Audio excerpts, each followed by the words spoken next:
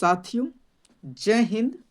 स्वागत है आप सभी का आपके अपने YouTube channel global mathematics classes पर। साथियों, आज बेसिक मैथमेटिक्स का लेक्चर नंबर 60 होने वाला है। मुझे उम्मीद है इसके पहले जितने भी लेक्चर्स हुए हैं आप उन सभी को देख लिए हैं और समझ लिए हैं। वक्त जाया नहीं करते हैं, बढ़ते हैं आज के लेक्चर पर।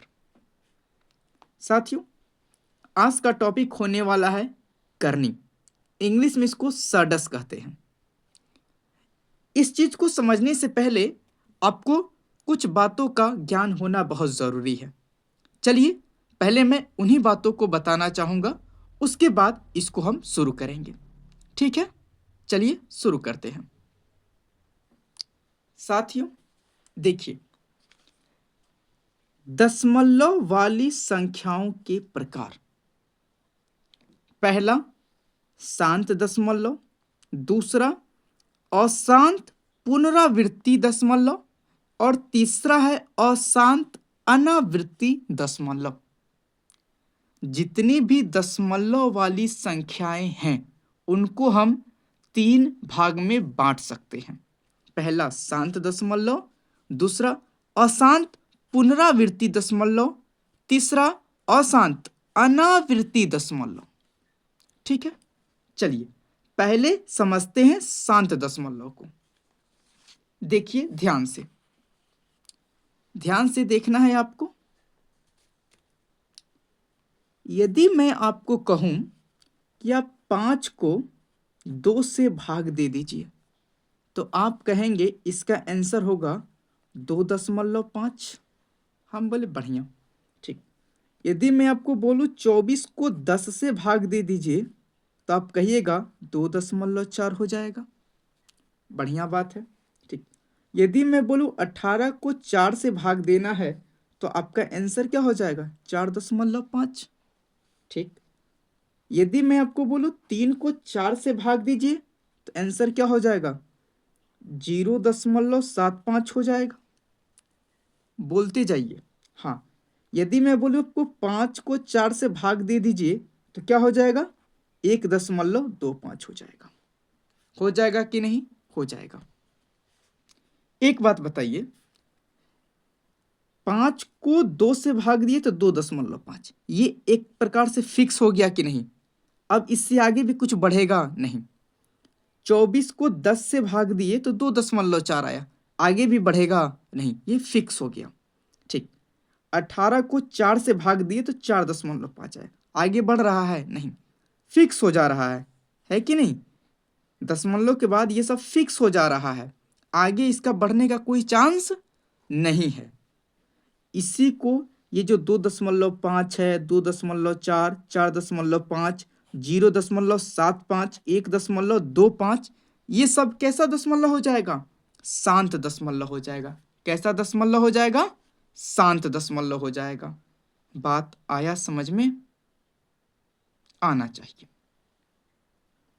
आप शांत दशमलव को समझ गए। अब बारी है अशांत पुनरावृत्ति दशमलव को समझने का। तो ध्यान से देखिएगा, मेरी बात को आप पहले ध्यान से देखिएगा। यदि मैं आपको बोलूं कि आप 10 को 3 से भाग दीजिए तो आपका आंसर कुछ इस प्रकार से आएगा, 3.33333। ये तो चलता रहेगा, हाँ या ना? चलता रहेगा। ठीक। यदि मैं इसी बात को बोलूं 31 को आप 9 से भाग दीजिएगा तो आंसर क्या आएगा? 3.444444 आते रहेगा, रुकने का नाम नहीं लेगा। ठीक।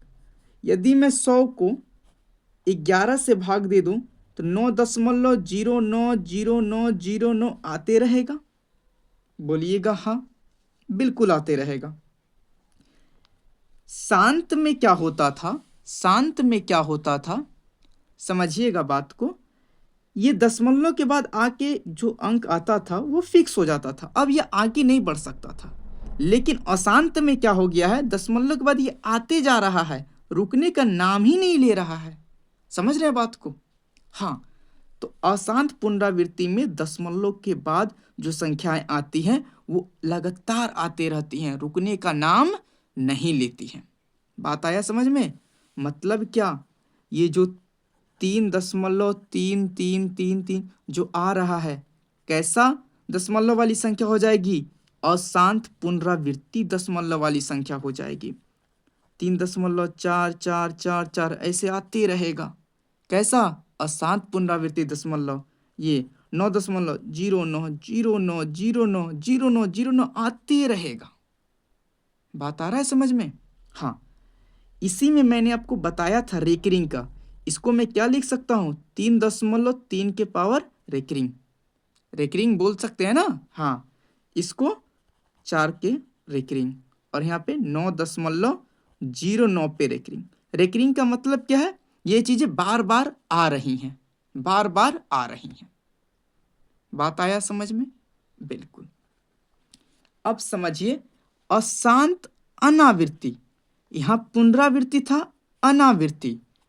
जैसे 0.4596475821 चलता रहेगा। ये कैसा? तो अशांत अनावृत्ति दशमलव, अशांत अनावृत्ति दशमलव। ये आपको थोड़ा कम समझ में आया होगा, ये दोनों ज्यादा बेहतर समझ में आया होगा, मैं जानता हूं। देखिए एक बात समझिए, इसको और इसको थोड़ा सा समझिए, समझने का प्रयास कीजिएगा। दशमलव के बाद, दशमलव के बाद, दशमलव के बाद एक पैटर्न फॉलो हुआ, हाँ या ना? एक पैटर्न फॉलो हुआ कि नहीं? सेम चीजें आ रही हैं, 0909 तो 09 ही आ रहा है, 444 ही आ रहा है, 333 ही आ रहा है ना? लेकिन यहां पर एक पैटर्न फॉलो नहीं हुआ, एक पैटर्न फॉलो नहीं हुआ। बात आया समझ में? एक पैटर्न फॉलो नहीं हुआ। यहां पे दशमलव के बाद 4 5 9 6 4 7 5 8 2 1 है, कोई फॉलो हो रहा है क्या कि इसके बाद वही चीजें आ रही है? नहीं। यहाँ पे 4 4 था तो 4 4 आ रहा था, 0909 आ रहा था, लेकिन ऐसा सिस्टम इसमें नहीं है। तो यहां पर एक पैटर्न फॉलो हुआ, यहां पे किसी भी प्रकार का कोई पैटर्न फॉलो नहीं हुआ। बात आ गया समझ में? हाँ साथियों, एक बात बताइए, मैंने आपको परिमेय और अपरिमेय संख्या बताया है कि नहीं? बताया है। देखिए, परिमेय संख्या जब मैं पढ़ा रहा था तो मैंने आपको बताया था कि परिमेय संख्या जो है p/q के रूप में रहता है। q जो है 0 के बराबर नहीं हो सकता है, और p और q का संबंध किससे होगा भाई? तो पूर्णांक से होगा। ठीक है। अपरिमेय संख्या क्या होता था? जिसे हम p/q के रूप में नहीं लिख सकते थे, और pq पूर्णांक होना चाहिए, लेकिन ऐसा होता नहीं था अपरिमेय में। बात आया समझ में? इतना बात तो मैंने बताया था। इसमें एक बात आप और समझिए, क्या समझना है? ध्यान से सुनिए। परिमेय संख्या का आप एग्जैक्ट वैल्यू बता सकते हैं, परिमेय संख्या का आप एग्जैक्ट वैल्यू बता सकते हैं, अपरिमेय संख्या का आप एग्जैक्ट वैल्यू नहीं बता सकते हैं। बात आया समझ में? नहीं समझ में आया होगा, ध्यान से समझिए मैं क्या कहना चाहता हूं। यदि मैं बोलूं 5/2, तो आप कहिएगा यह एक परिमेय संख्या है। क्यों है? क्योंकि इसका एग्जैक्ट वैल्यू, फिक्स वैल्यू 2.5 है ना? हाँ। यदि मैं बोलूं 10/3, यह एक परिमेय संख्या है, इस आधार से तो आप बोलेंगे ही, लेकिन इसका एक फिक्स वैल्यू है। यह है ना, एक तरह से ये चीजें आ रही हैं, ये फिक्स है। लेकिन मैं बोलूं √2 का मान आप क्या लिख सकते हैं? ये 1.414, ये आगे चलता रहेगा, लेकिन कोई पैटर्न फॉलो नहीं होगा, कोई पैटर्न फॉलो नहीं होगा। बात आया समझ में?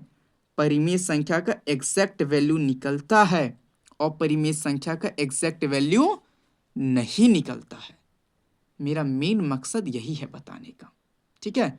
परिमेय संख्या का एग्जैक्ट वैल्यू होता है और परिमेय संख्या का एग्जैक्ट वैल्यू मतलब एक फिक्स वैल्यू नहीं होता है। बात आया समझ में? आ गया होगा। ध्यान दीजिए, उस प्रकार से हम बोल सकते हैं कि शांत दशमलव जो है वह अपने आप में एक परिमेय संख्या है। बोल सकते हैं कि नहीं? बोलिए। बोल सकते हैं। इसमें भी एक पैटर्न फॉलो हो रहा है, एक फिक्स वैल्यू है एक तरह से, तो ये भी क्या है? परिमेय संख्या है। ये भी क्या है? परिमेय संख्या है।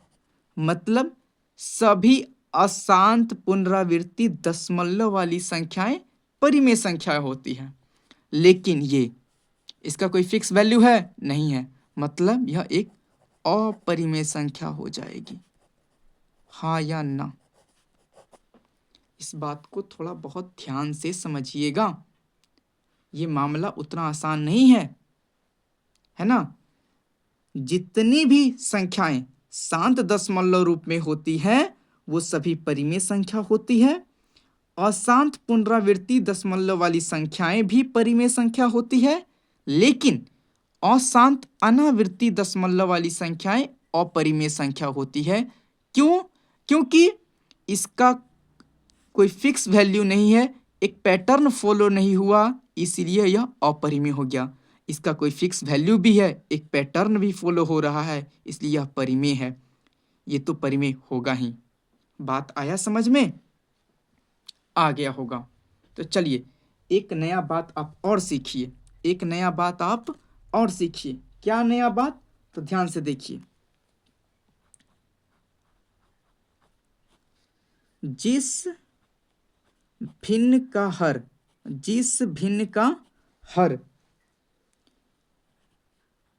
2 के पावर m मल्टीप्लाई 5 की पावर n, 2 की पावर m और 5 की पावर n के रूप में रहा, के रूप में हो रहा नहीं हो, तो वो भिन्न शांत दशमलव देगा। शांत दशमलव वाली संख्या देगा।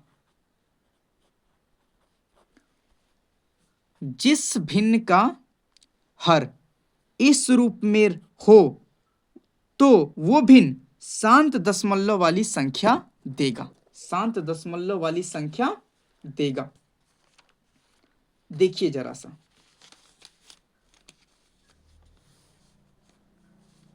ध्यान से देखिएगा। ये जो 2.5 आया था, कैसे आया था?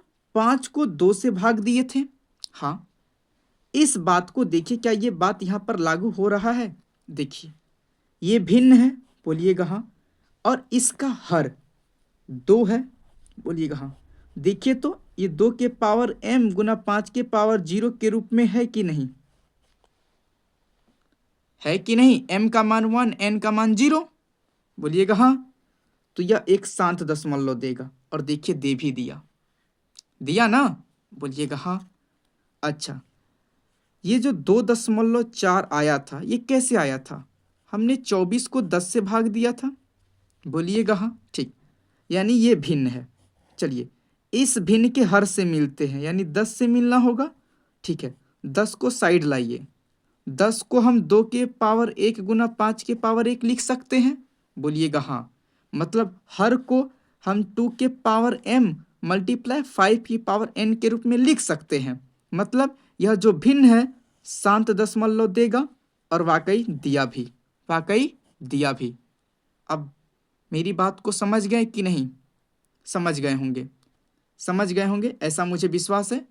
एक लास्ट एग्जाम्पल मैं और ले लेता हूं ताकि आपको किसी भी प्रकार का दिक्कत ना हो। 3/4 इसको भाग दिए थे तो क्या आया था? 0.75 आया था। देखिए तो रूल के मुताबिक ये हमारा भिन्न है, इसका हर 4 है। 4 को हम 2 का स्क्वायर लिख सकते हैं, 4। और 5 लाने के लिए पावर 0, इसको सॉल्व करेंगे तो 1 आ जाएगा। 4 गुना 1 4, ठीक है। यानी हम इस भिन्न के हर को 2 के पावर m मल्टीप्लाई 5 के पावर n के रूप में लिख सकते हैं। मतलब ये भिन्न जो है जैसा दशमलव देगा वो शांत दशमलव देगा, और वाकई दिया भी। तो ये बात काम किया कि नहीं किया? तो इस बात को भी ध्यान में रखिएगा कि जो शांत दशमलव वाली संख्याएं होती है, यदि उसका आप भिन्न निकालिएगा तो उस भिन्न का हर जो है 2 के पावर m गुना 5 के पावर n के रूप में जरूर होगा। ऐसा आप क्लास 9th में पढ़े होंगे। बेशक भूल गए हैं, कोई बात नहीं, लेकिन ऐसा आपको क्लास 9th में पढ़ना था। ठीक है, हम बढ़े तब आज के टॉपिक पे। आज का हमारा टॉपिक था करनी, सडस।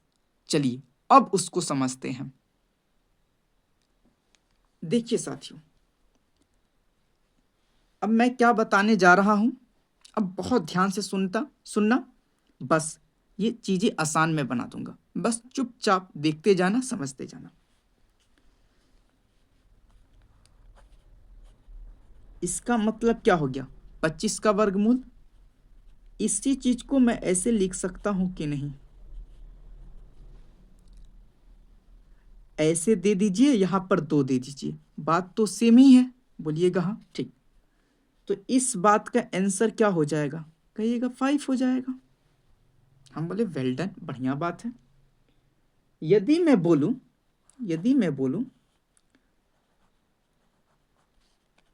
तो क्या इसको हम ऐसे लिख सकते हैं? 4.41, यहाँ पे 2। हाँ, आंसर क्या आ जाएगा? 2.1 हो जाएगा ना? हाँ, मैंने ऐसा बताया है। हाँ, यदि मैं बोलूं क्यूब रूट ऑफ 27, क्या आ जाएगा? कहिएगा 3 आएगा। क्या आएगा? 3 आएगा। यदि मैं बोलूं क्यूब रूट 0.125, क्या आएगा आंसर? तो कहिएगा 0.5 आएगा। आप यही बोलेंगे, हम बोले हाँ ठीक, यही आएगा। ठीक, अब मैं आपसे पूछना चाहता हूं, बताइए तो 3 का वर्गमूल क्या आएगा? 3 का वर्गमूल क्या आएगा? तो जो भी आएगा, यहां पे जो भी आएगा वो क्या होगा?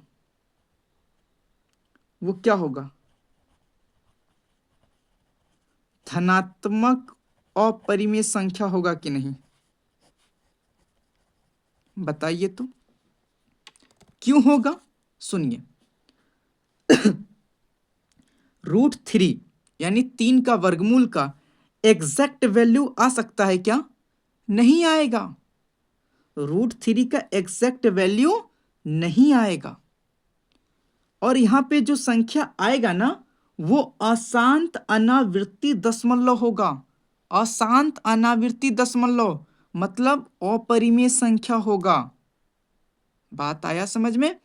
और यहां देखिए, यहां परिमेय, ये भी परिमेय, ये भी परिमेय, ये भी परिमेय, लेकिन ये अपरिमेय। तो इसको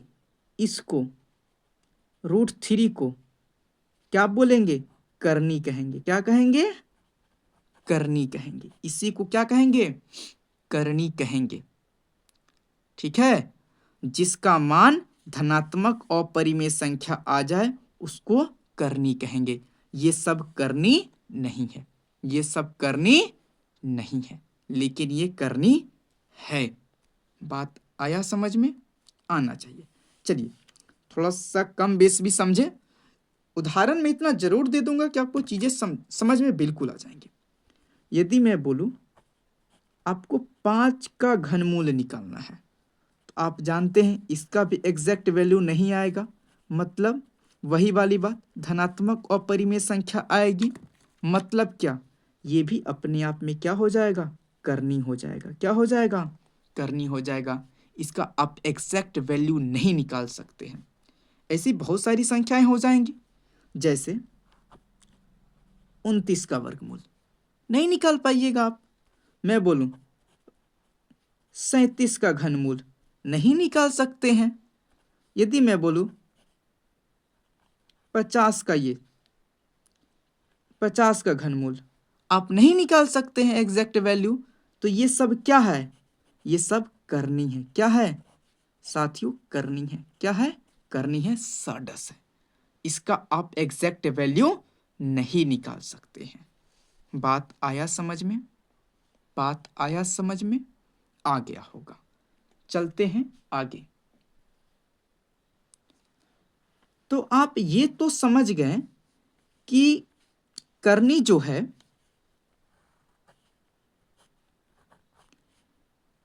इस रूप में रहता है और इसका आंसर जो है क्या आता है? धनात्मक अपरिमेय संख्या। हाँ या ना? धनात्मक अपरिमेय संख्या इसका आंसर आता है।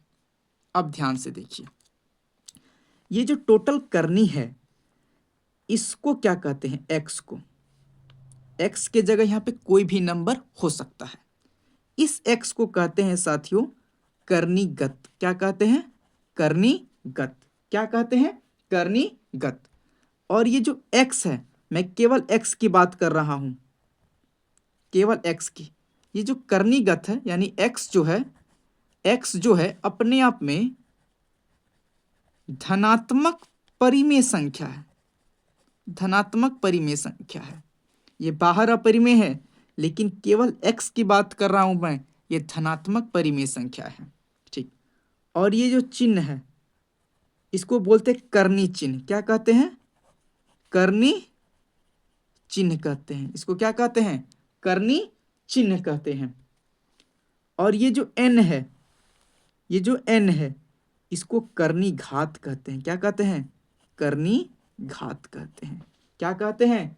करनी घात कहते हैं। बात आया समझ में? आ गया होगा। करनी घात कहते हैं। चलिए बताइए तो, थोड़ा सा बताइएगा। घनमूल 17 का। तो ये जो 17 है ये क्या है? कर्नीगत है। हाँ या ना? कर्नीगत है। ठीक। ये जो मैंने घेरा है केवल मैं इसकी बात कर रहा हूं, ये क्या है? करनी चिन्ह है। करनी चिन्ह है। और ये जो घनमूल के लिए मैंने 3 लिखा है ये क्या है? करनी घात है। करनी घात है। उम्मीद है साथियों आप चीजों को समझ गए हैं। आखिर मैं कहना क्या चाह रहा हूं? हाँ या ना? समझ गए? यहां तक समझ गए होंगे। ठीक। अब आइए 2-4 बात आप और समझिए। समझना क्या है आप उसको जानते हैं, बट मेरा फर्ज है मैं हर चीज को बता रहा हूं तो ये भी बताऊंगा। अब बताइए मुझे, √25 यहां पे 2 दे देते हैं, कोई बात बिगड़ेगा नहीं। तो इस 25 को मैं ऐसे लिख दूं और ये इसके लिए, किसके लिए? इसके लिए, इसके लिए मैं 1/, लिख दे रहा हूं। ठीक। और ये जो 2 है, ये जो 2 है इसके लिए मैं ऐसे लिख दूंगा 25 के पावर 1/2। लिख दिया ना? बोलिएगा हाँ। यानी मैं इसको ऐसे लिख सकता हूं। ठीक बात है। कुछ लोग इसको सॉल्व करना चाहेंगे, कर सकते हैं। फिलहाल मैं उस चीज को नहीं बता रहा। अब देखिए सवाल यदि ऐसा आ जाए, घनमूल 125 का, तो आप क्या कहेंगे कि देखिए भाई 125 है, 125 रहने देते हैं। ठीक। और इसके लिए केवल इस किसके लिए? करनी चिन्ह के लिए 1 और बटा। ठीक। और ये जो बगल में करनी घात है ना इसको आप हर में लाकर रख दीजिए। रख दिए तो 125 के घात 1/3 हो गया। आप पढ़े नहीं हैं क्या? आप नहीं पढ़े हैं? बताइए तो, ऐसा पढ़े हैं कि नहीं बताइए। पढ़े हैं ना? हाँ, तो मैं इसी बात को तो समझा रहा हूँ कब से। जो समझ गए हैं अच्छी बात है, जो नहीं समझे हैं गलत बात है ना? बस अगर आपको ये पता है तो आने वाला काम आसान हो जाएगा, आप चीज़ों को बहुत जल्दी समझ लेंगे। ठीक है, ये बात समझ में आया कैसे हुआ नहीं हुआ? हाँ, तो चलिए आगे। अब आपको सीखना है साथियों करनी के गुण। करनी के कुछ गुण होते हैं, उस गुण को आप समझिए। और घात घातांक और ये करनी, ये तीनों को आगे आने वाले वीडियोस में मैं फिर बताऊंगा। ऐसा नहीं कि मैंने यहाँ तक पढ़ाया तो अब मैं घात घातांक करनी नहीं पढ़ाऊंगा। अभी बहुत सारी चीज़ों को पढ़ाना है जो मैंने पहले भी पढ़ा रखे हैं। ऐसा नहीं है कि मैंने उसको छोड़ दिया है, एलसीएम में सिर्फ छोड़ दिया उतने में ख़त्म हो गया, नहीं भाई। वहाँ तक तो मैंने अभी आपको परिचय कराया है। ठीक है, असली गेम तो अब आने वाला है। ठीक है, तो बस पढ़ते रहिए चुपचाप, है ना? ज़्यादा दिमाग मत चलाइएगा, जैसे मैं बता रहा हूँ पढ़ते जाइए, जो होमवर्क दे रहा हूँ बनाइए, क्लास को अच्छे से देखिए, पूरा समझिए, चलते चलिए बस। और कुछ नहीं करना है आपको, धीरे धीरे इम्प्रूवमेंट आएगा। देखिए करनी के गुण, पहला गुण क्या है? यदि ऐसा रहे, यदि ऐसा रहे तो इसको हम क्या बोल सकते हैं रूल के मुताबिक? ए तो रहेगा ही, बोलिएगा हाँ। और ये जो करनी का चिन्ह है 1/, और ये जो करनी घात है ये यहाँ पर हर में आके बदल जाएगा, हाँ या ना? क्या हो जाएगा? 1/n। समझ में आया? आ गया होगा। दूसरा बात,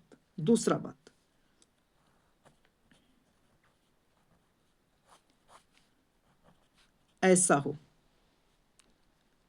हो तो आप पहले इस पी को मत सॉल्व कीजिए, ब्रैकेट के अंदर वाले को देखिए। इस बात के बदले मैं ये लिख सकता हूं, ब्रैकेट के अंदर वाले बात के बदले मैं ये लिख सकता हूं, ऊपर में मैंने लिखा है हाँ, इसका होल पावर पी, हाँ या ना? अब आप बताइए ए के पावर, ये दोनों गुना हो जाएगा तो p/n होगा कि नहीं होगा? होगा। तो आप ये भी याद रखेंगे, आप ये भी याद रखेंगे। चलिए इन दोनों की मदद से आपके सामने कुछ सवालों को मैं रख रहा हूं, उसको आप बना के देखो। पहला सवाल,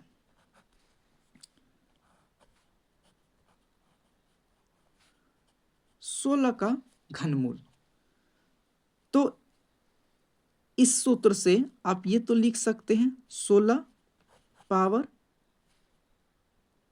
करनी चिन्ह के बदले 1/, और ये करनी घात नीचे 3 आ जाएगा, बोलेंगे हाँ ठीक। अब आप बताइए इस 16 को हम 2 के पावर 4 लिख सकते हैं कि नहीं? लिख सकते हैं कि नहीं? 2 × 2 × 2 × 2, 2×2 = 4, 2×8 = 16 हो गया। अब इसका होल पावर क्या है? 1/3। ये दोनों गुना में हो जाएगा, क्या लिख सकते हैं? 2 के पावर 4 को 1/3 से गुना कीजिएगा तो 4/3 आएगा कि नहीं आएगा? तो इसका आंसर क्या हो जाएगा? 2 के पावर 4/3 हो जाएगा। आसान है, ठीक। आइए दूसरा सवाल।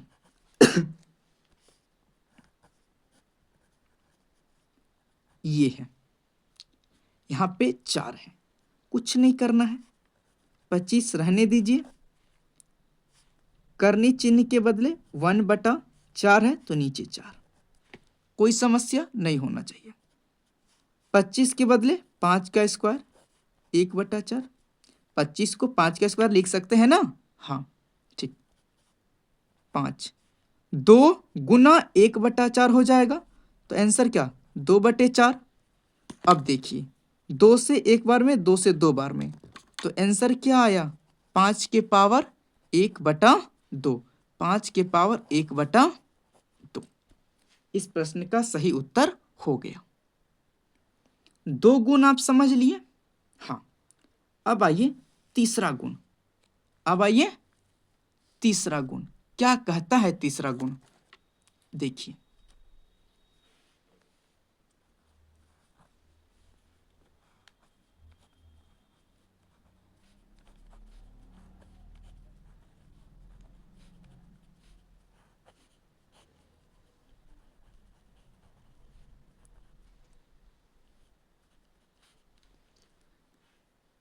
अब देखिए, ऐसा हो, बीच में गुना हो, तो हम ऐसे लिख सकते हैं a गुना b करनी चिन्ह के घात n, करनी घात n। अब बताइए a गुना b, इसको हम ऐसे ही रहने देते हैं, ठीक।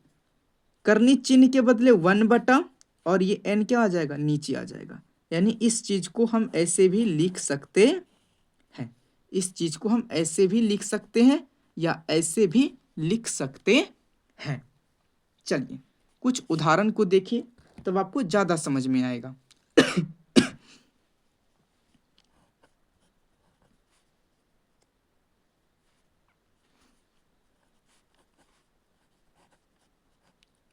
ऐसा सवाल है, इसको क्या लिख सकते हैं हम,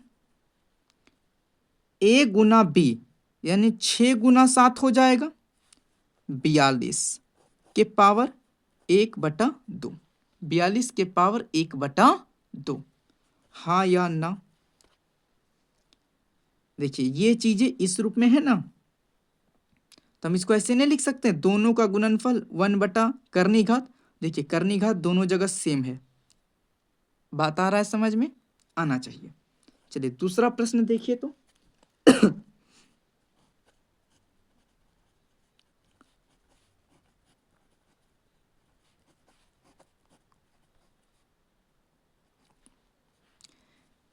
कर्णीगत जो है 25, 26, 27 है, और करनी घात सबका सेम है 3। इसका आंसर क्या हो जाएगा, इसका आंसर हो जाएगा 25 गुना 26 गुना 27 का होल पावर 1/3, यही हो जाएगा। बोलिएगा हाँ। इसके मदद से यहाँ 2 था तो 2 बार, यहाँ 3 है तो तीनों का गुना। मान के चलिए इन तीनों का गुना करने पर कुछ आया, तो इसका होल पावर क्या हो जाएगा, 1/3 हो जाएगा। ये हमारा आंसर हो जाएगा, ये हमारा आंसर हो जाएगा।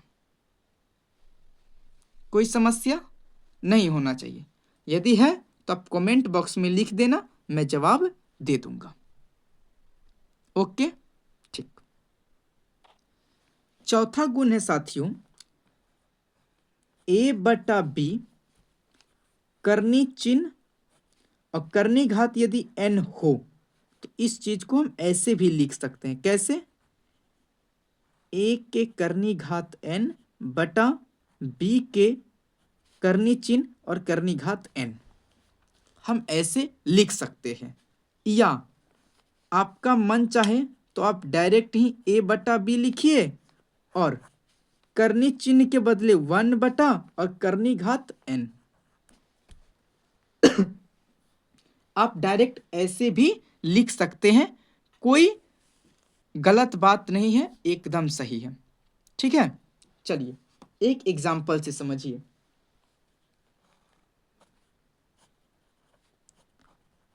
3/13 करनी चिन्ह और करनी घात है 4, करनी घात है 4, तो कैसे मामला बनेगा, तो देखिए कुछ नहीं करना है, डायरेक्ट ही आप इसको ऐसे लिख दीजिए।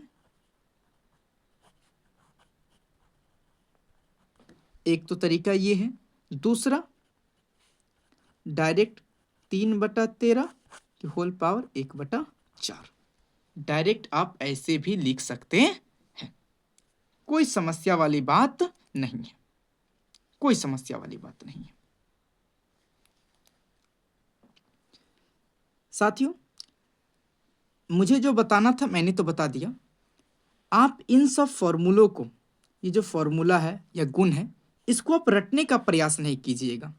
ऐसा मैं क्यों कह रहा हूं, तो देखिए आप इसको थोड़ा सा साइड में लाइए।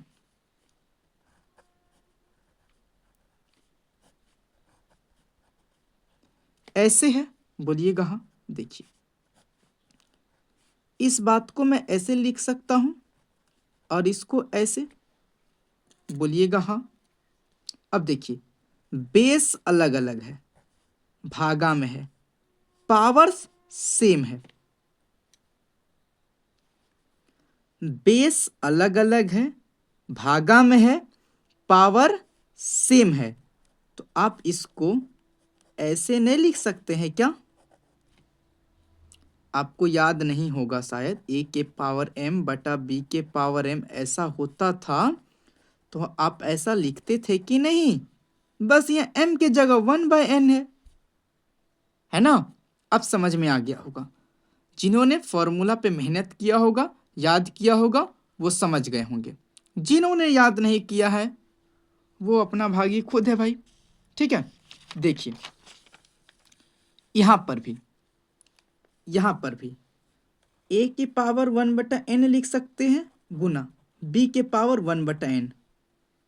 बेस असमान है, गुना में है, लेकिन पावर समान है, पावर सेम है, तो इसको आप ऐसे नहीं लिख सकते थे, बीच में गुना? हाँ या ना? आप भूल गए हैं क्या? a की पावर m गुना b के पावर m क्या होता था? a b के पावर m होता था।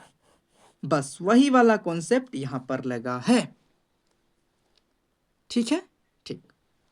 तो साथियों, आज का वीडियो यहीं तक रोकते हैं, मिलते हैं तब आपसे अगले वीडियो में। तब तक के लिए जय हिंद, जय भारत।